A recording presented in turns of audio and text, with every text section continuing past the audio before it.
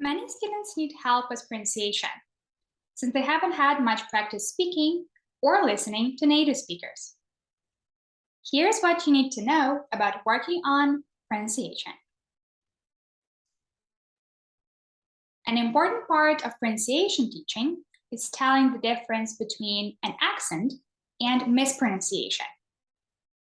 For our purposes, mispronunciation is anything that would significantly hinder an average person's ability to understand the speaker, or anything that omits or changes syllables and/or key sounds of words.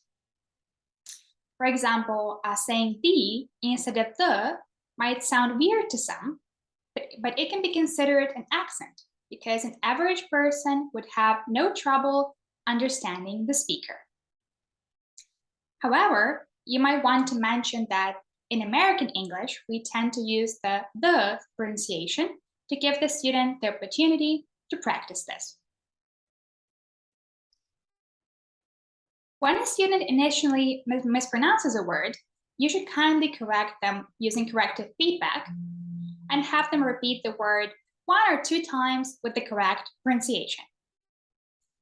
If there are no problems after that, move on. If the student continually mispronounces a word, even with correction, this is where it gets more difficult. Chances are the reason why the pronunciation is difficult is because a sound or a sound grouping does not exist in the learner's native language. So focus on individual sounds and syllables of the word, paying particular attention to the mouth movements. Example: the is hard for many Slavic language speakers, as the sound either doesn't exist or is varied. So focusing correction on the positioning of the tongue at the tip of the mouth against the teeth and a sudden flow of air that moves the tongue to the middle of the mouth can be one way of correcting pronunciation.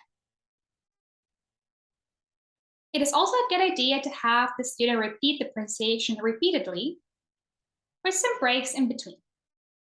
And at the end of the lesson, it's a good idea to go back to difficult words and have them try pronouncing them again, or ask them to practice on their own time.